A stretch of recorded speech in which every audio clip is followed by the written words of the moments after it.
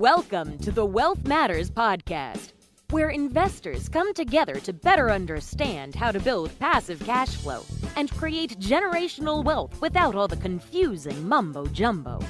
Here's your host and co-author of Amazon #1 bestseller, Alpesh Pamar. Welcome to Wealth Matters podcast. I am going to talk to someone who has moved from Hawaii to the West Coast. I usually see the other way around, but in this case, for opportunity, CJ decided to move from Hawaii to California or Nevada, you can call, because it's right on the border. If you are a newbie when it comes to investing and looking to break into real estate, then CJ is your guy. He's the co-founder of WNN Properties and a full-time investor in residential and commercial real estate. Welcome, CJ. Thanks for having me, Alpesh. Good to be on. Absolutely. So we start with this question with all the guests. Tell us something interesting or funny about yourself. Interesting is I barely graduated high school. Oh, I believe my wow. GPA was sub 1.8. Really? Wow, that's crazy. Yeah. So you are a live example that high school education does matter, but even then, if you know what you are doing, if you are passionate, then you can definitely make it. Yeah, exactly. Oh, that's great. So what was your first investment and how did it work out for you? Yeah, the strange thing is I wasn't somebody that wanted real estate. It was actually my wife. My wife was the brainchild behind this whole real estate and investing. I was somebody that was against it because I was afraid. And it took some time for me to get comfortable with the concept of buying real estate. And specifically in our strategy, we focus in on buy and hold in cash flowing markets to produce the streams of income. And after a lot of convincing and attending networks and changing my mindset around real estate, I found that I was comfortable enough to give it a go. And we ended up buying a property through a turnkey company out in the Midwest to produce cash flow. And it was a very interesting experience. And it's what got us that kickstart, so to speak, into real estate. And when was it? It was in Indianapolis. Yeah. And when was it? Like when? Geez, 9 years ago. Okay. So that's funny because then I was laughing because I got the bug as well back in 2011. But then I sold the property I had in California because it didn't make sense. And I found a turnkey operator in Ohio and bought my first property out of state in 2015. And it was a Similar story? disaster. It was a disaster. It was really, I lost all the money, but I learned and I continued. I bought more properties from different turnkey provider in Milwaukee. And then I just continued to grow. So yeah, that's pretty interesting. And after you bought that property, what did you see, right? How did it work out for you? And what did you see? Do you still own it? Yeah, we actually just recently offloaded it a year ago Nice. to move into commercial. And we like to say it was our luck first go around because we knew nothing, right? We were new to the game. It was trial by fire. And we happened to get lucky with the first turnkey. And it performed for us for almost 8.5 years before we decided to part ways with it and scale into a larger property. It was the Nice. properties afterwards that taught us exactly your story on your initial one. Is the lessons came on the second, third, and fourth. Yeah. Because you don't know what you don't know. And this is what I tell everyone, right? A lot of investors come to me, and I'm pretty sure to you as well, right? Oh, what should we do? I want to do this. And after a year, I ask them, they have done nothing. Oh, they're waiting for that blockbuster, the best property ever, the first one. I want to make sure I have cross all the I's and dot the I's and cross the T's and whatnot, right? Yes. And I'm like, you are going to get kicked at some point, right? It's a lesson. Because you don't know what you don't know, and you can't learn everything theoretically. You got to jump in and try it practical, right?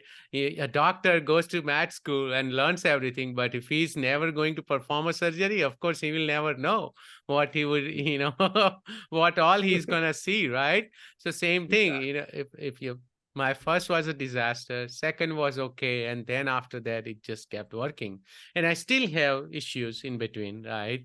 But you learn as you go. No, that's great.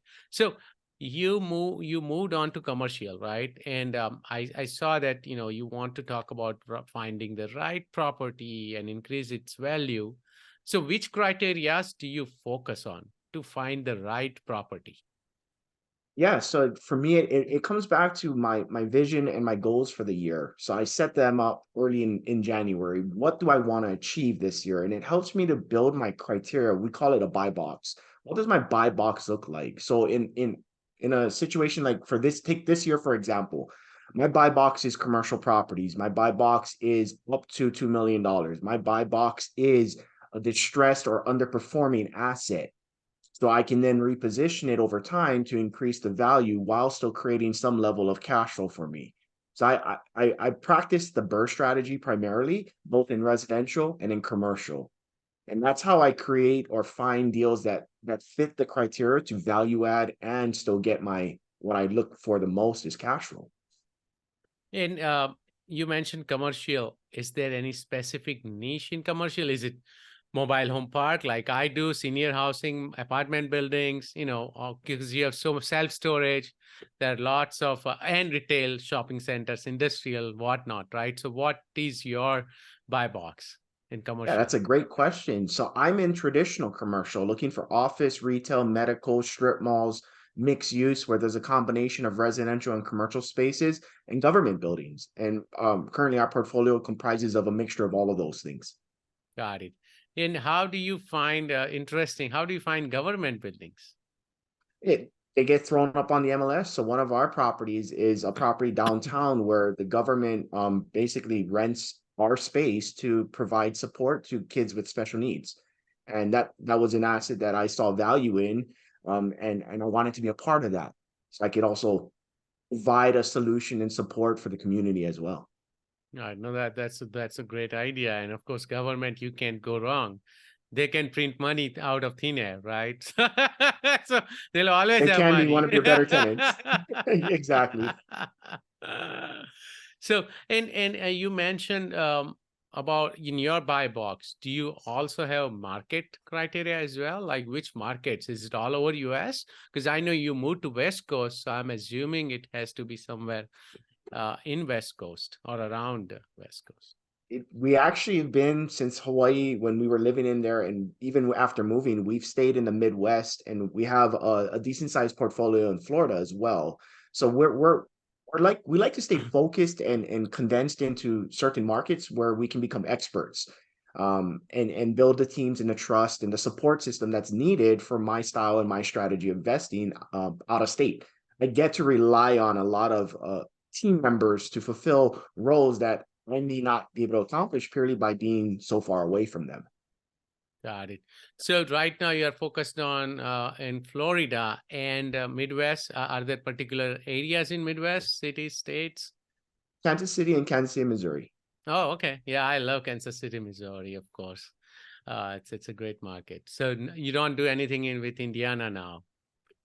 No, it was our test run, and what we found in that experience, although it was a great asset, it was nearly impossible for us to build our team because we didn't have the understanding of how to build a team. So it was one of those that we set it and we just let it perform. We got introduced into markets of Florida and Kansas City with some level of network established. So we got to step up in the process versus Indy was purely a turnkey company that said buy this property, and Right. that was the extent of it. They washed their hands. We had no real support unless we decided to create the team. So that's going to be my next question, but I'm glad that you brought up that point. Turnkey is great for people with W-2 jobs, and you just want to rely on someone, right? But people like me and you, it becomes harder. And I saw that firsthand as well in the Milwaukee market, as well as the Davenport, Iowa market, the Quad Cities market, where I bought through turnkey. It was very hard to build a team.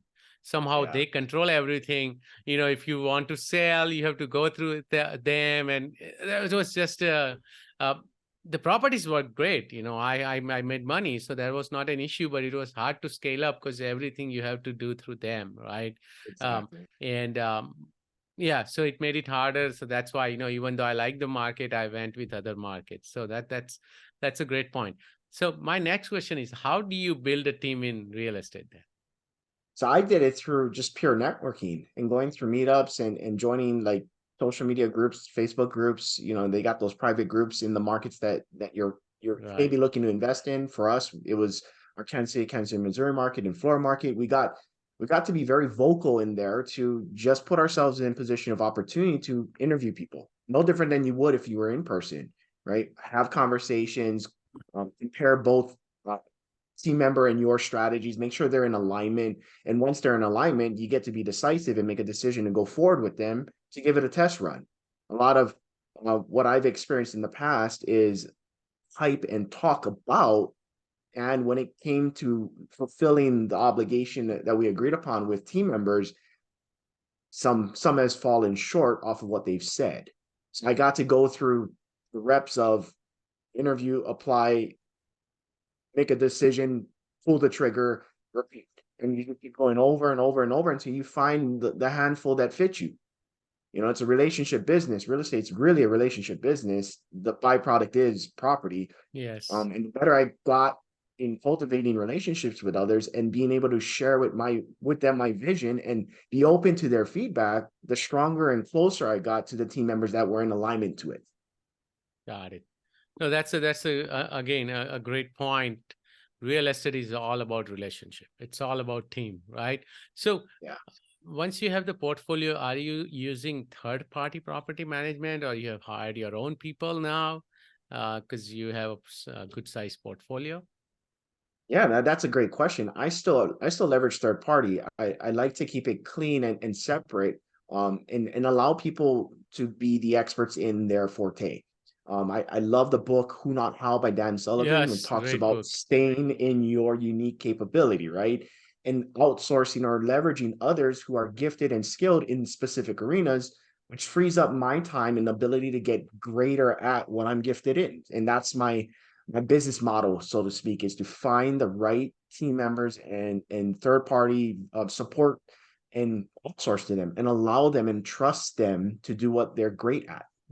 No, totally makes sense. And I come from IT world, so I know all about outsourcing because we Oh, outsource a lot, right? And the other thing I learned that by outsourcing, not only you are relying on their skills and capabilities, but also a lot of the connections they have, a lot of right. software access they have. I realized that every time I buy a new software subscription, it adds to my cost. But a lot of time they already have that software subscription, right? So you don't even have to worry about it. It's part of the package, right? So you don't Yes, have to manage the license as well as pay for it. right. So other question, you mentioned about value add, right? So how do you increase the value every time? And the guarantee of value add is subjected to your experience and your capabilities. For me, the way I like to position stuff. So if I'm going to talk about, say, the commercial aspect, it's very different, or it's contrasted to residential in a sense where residential, you tend to want to do a lot of rehab, right? Everybody sees flip the Yes. house, or in the burst strategy, you're doing some level of rehab to increase the value. When you refinance, you have it at a higher price. Well, in commercial, that's not necessarily true, or at least how I found it to be. What works for me is repositioning tenants, I inputting see. new tenants at a higher lease rate can essentially increase value instantly by having a longer lease with more income, net income coming in, versus having to go in the residential side and force appreciating it through rehab. So there's a difference between the two sides I straddle, and I'll do the rehab on the residential. And commercial, it's more of repositioning of an asset. Got it. Okay. No, that's very interesting. And can you share an example on how you would reposition, or if you have repositioned some tenants? Yeah, I'll tell you about the one that I just completed. It was a vacant building, so distressed in a sense where it's been sitting vacant for years. It was on the listing, MLS listing for several years, and nobody really was Oh, wow. biting. Multiple price reductions.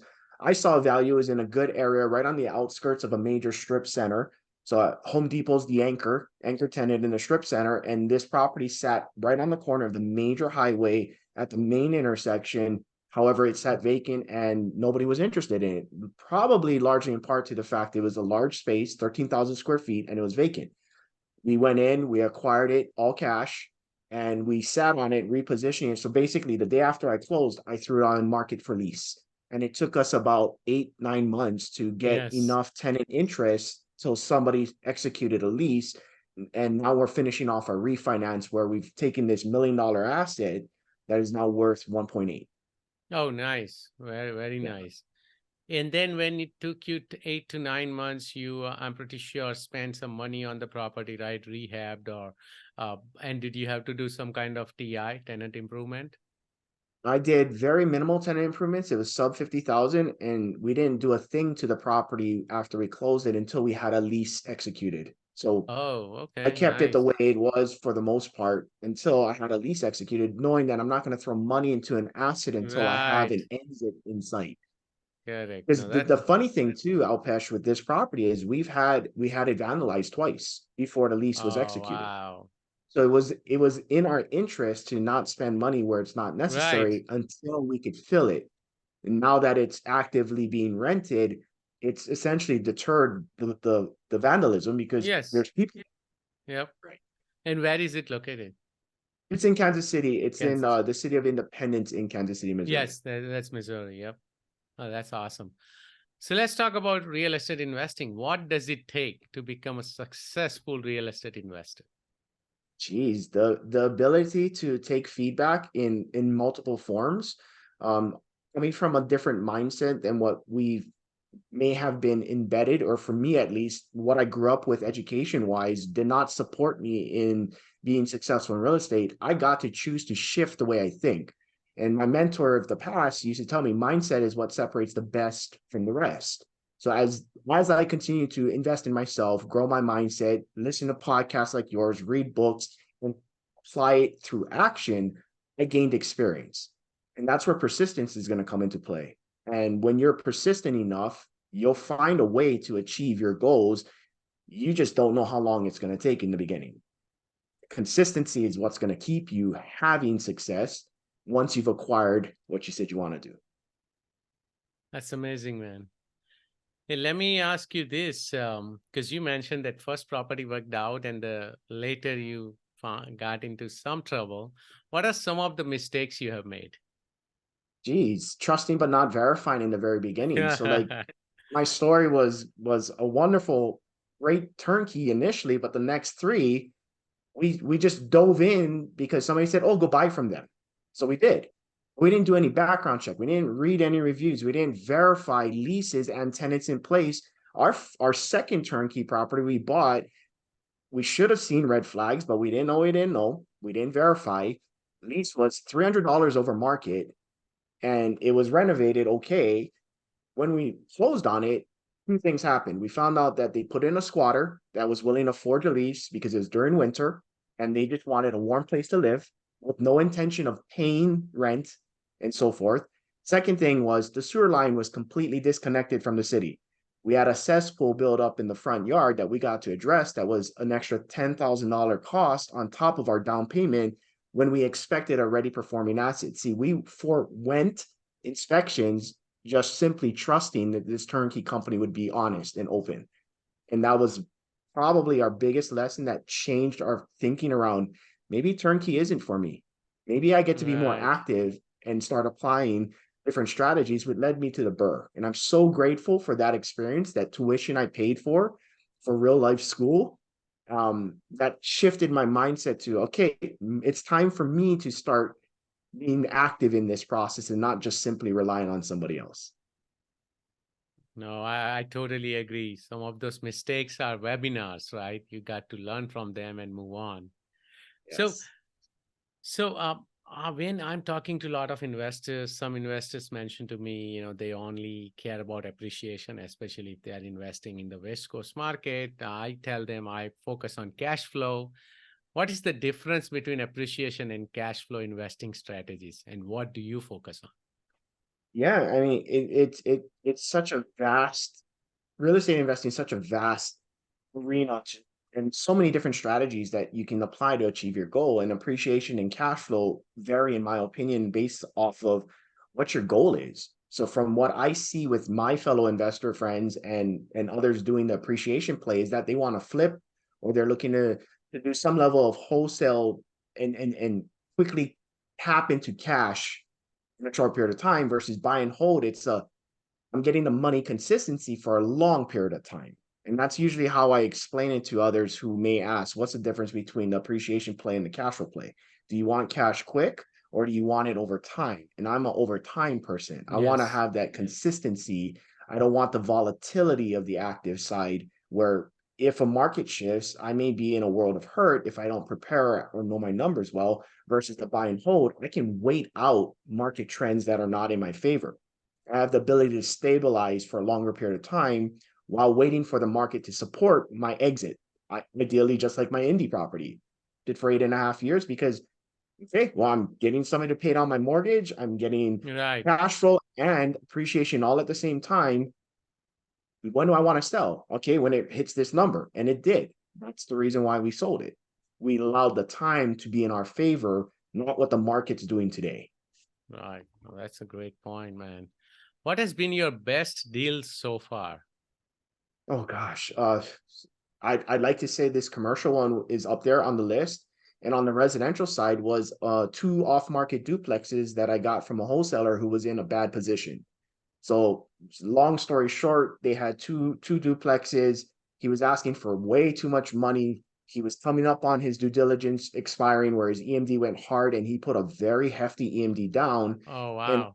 I offered on it twice before it got to this point, and then he came back to me saying, "Look, man, I'm stuck. I cannot afford to lose my EMD. Are you just willing to take over the contract?" And I was. And when I took it over and I did the BRRRR strategy, rehabbed it and rented it out, I tripled the value of the property, essentially pulling out all my money and extra to get me into more deals. So it was a pretty sweet transaction. And I got to support him, which he let in the future provided me more opportunities on off-market deals. Nice. What has been your worst deal, and what did you learn from it? Oh, I'd say the worst deal would be one of our first residential BRRRRs.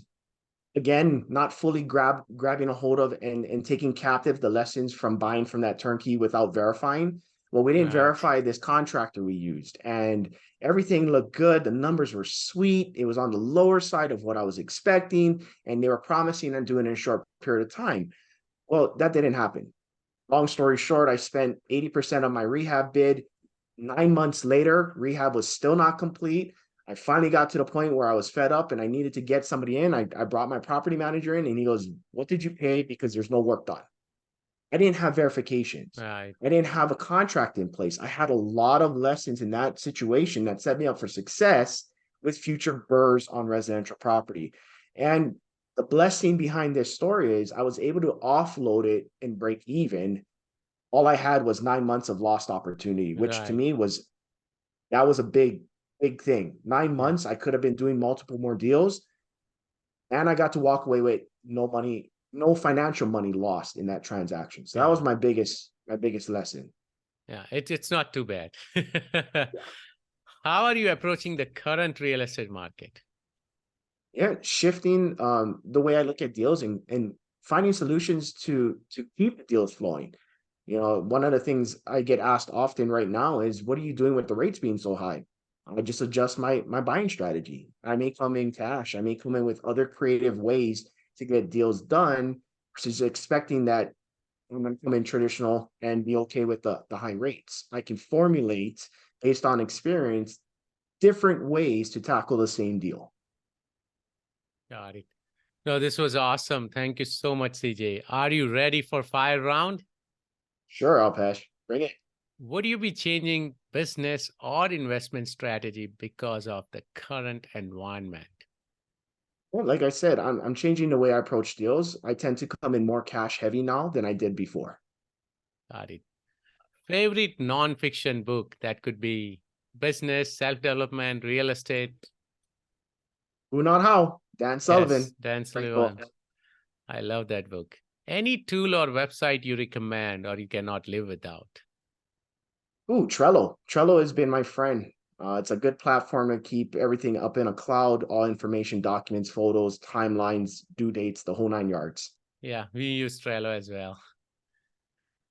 Any advice for investors? Yeah, I mean, if you change the definition of failure to what me and you have defined it now, it's I cannot fail, I can only learn and grow. This is tuition for future success and see it as an investment. That's a great advice, man. How do you give back? How do I give back? Yes. I put up networking events. We donate to charity. I'm always looking to support others in their journey. Yeah, that's how I give back. How can my listeners reach out to you? Yeah, we got our Instagram page. It's at WNN Properties. And you can also go to a website, whynotnowinrealestate.com, and claim a free PDF. If you found what we have or what we do is interesting, go and check it out. This is awesome. Thank you so much, CJ, for your time. Thanks, Alpesh. Thanks for listening to the Wealth Matters podcast. If you enjoyed it, please leave us a 5-star rating on iTunes so others can enjoy the show too. Have a great week and happy investing!